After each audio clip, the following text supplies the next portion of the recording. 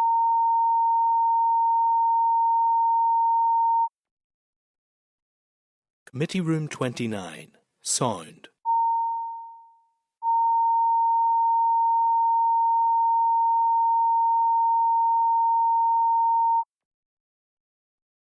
Committee Room 29, Sound.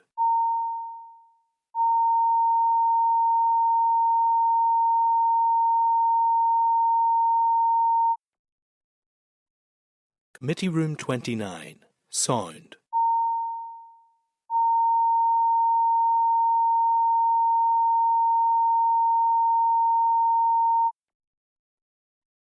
Committee Room 29, Sound.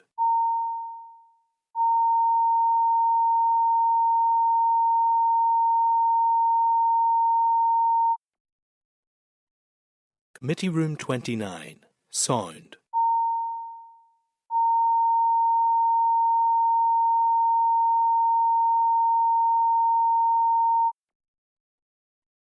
Committee Room 29, Sound.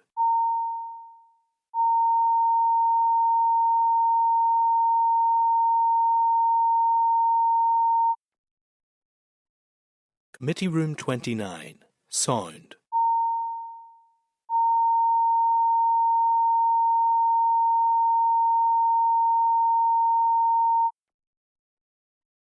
Committee Room 29, Sound.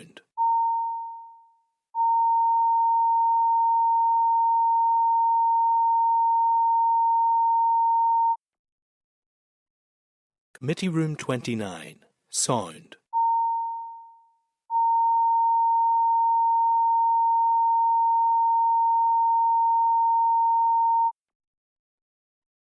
Committee Room 29, Sound.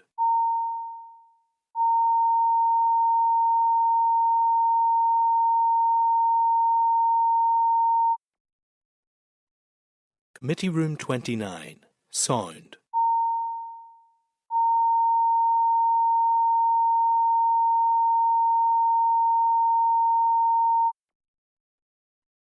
Committee Room 29, Sound.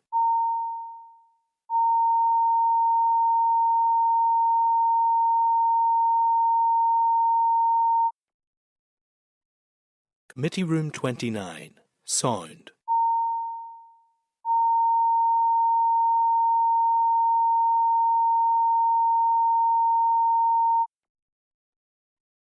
Committee Room 29, Sound.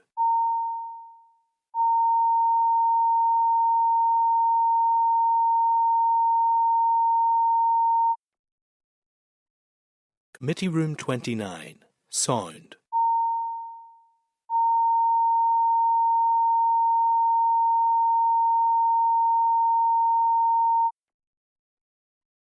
Committee Room 29, Sound.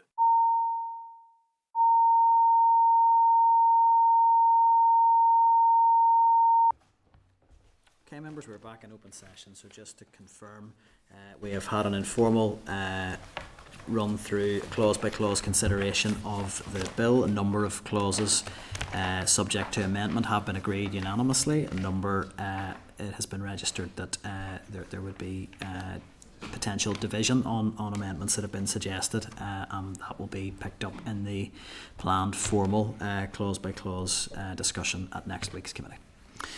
Okay, so that takes us on to the last items in the agenda, and we'll get through this as quickly as we possibly can. And there may well be items of correspondence here that we wish to speak to in more detail, and we may bring that forward to another meeting given the time.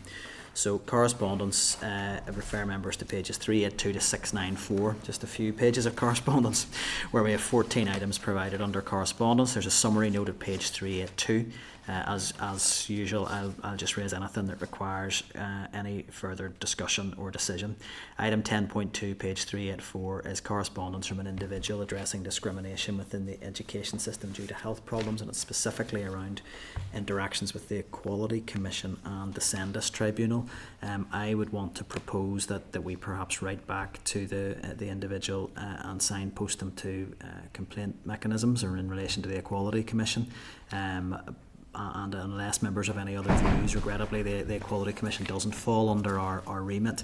The only other action I can propose is we could write to SENDIS to ask them, if they have any quality standards around timescales for hearings being listed, and those would be the two items that the two responses I would suggest if members are agreed, or anything else in addition to that. Are we agreed? Item 10.4, page 387, it's another correspondence from an individual regarding the EA's transition processes for children with SEN, and the correspondence it deals with the treatment of her son directly. I'm going to propose we note, as it was actually provided to committee for us to note, and I suspect some individual members may be engaged with the individual outlined individually as private members, so I'm going to propose we note on that basis. We agreed? Mm-hmm. Item 10.5, page 417, it's a response from the EA regarding access NI checks for staff, for school staff. I would want to propose that we share that with the correspondent who had previously raised issues around access NI checks with the committee, but also just I would say we would note, and it does appear that there is progress being made in this space now in terms of processes being much more streamlined, which is to be welcomed. Are there any other actions arising from that? Mm-hmm. Members are agreed.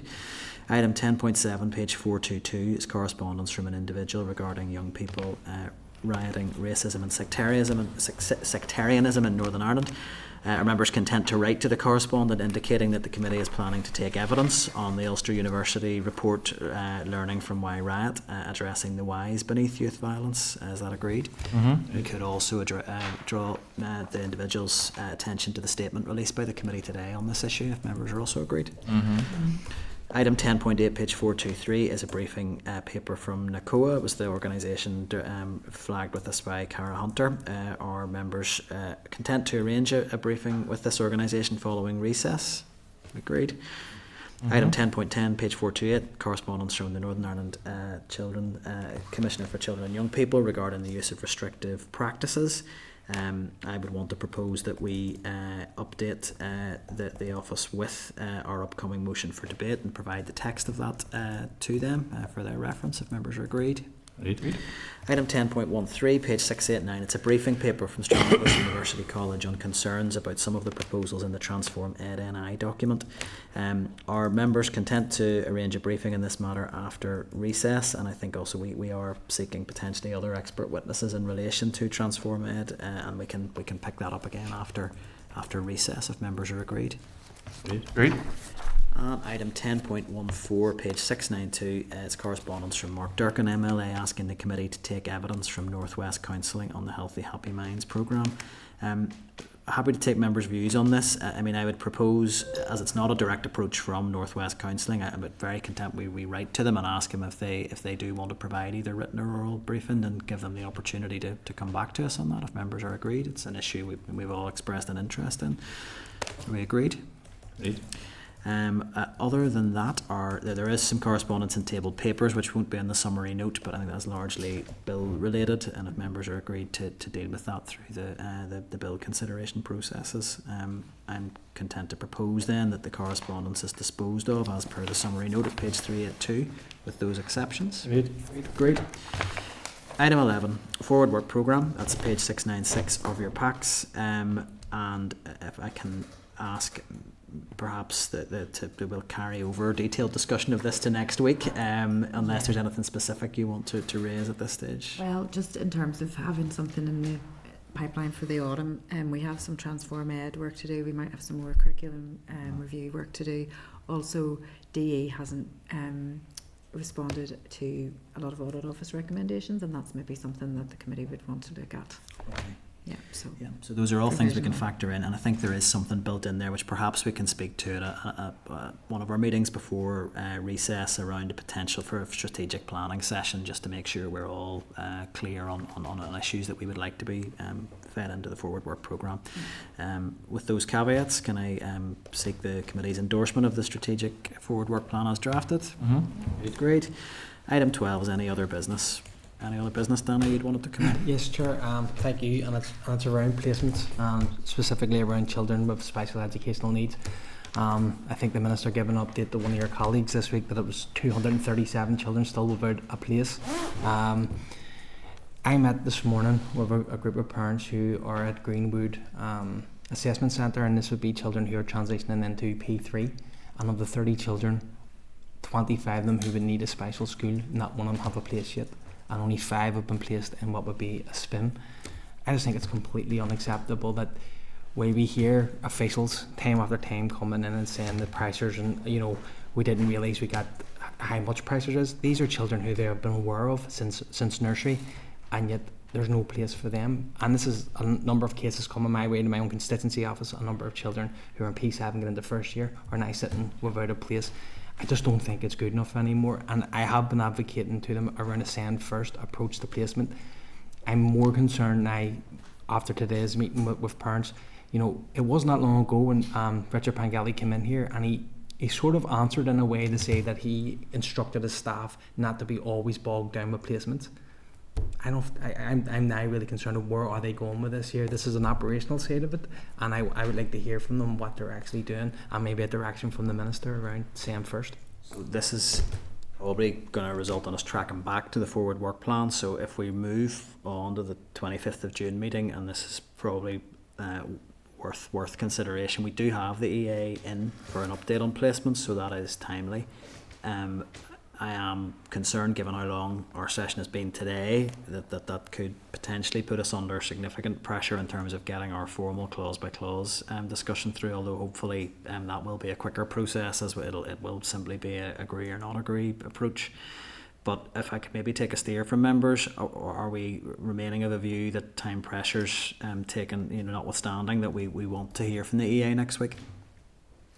Just check that members are agreed. I think we should. It seems, in terms of the time pressures, still to be one that I had highlighted as I think that we needed to hear from them before recess. So I'm important issue. That remains. It is important, and what the parents were saying to me today, and it's a very valid point. Particularly, this is a pathway in the special schools. Next week's their last week of school. The normal practice would have been to take the children, introduce them to their new school. These are kids. These are now extra pressures and fighting. It's just unacceptable.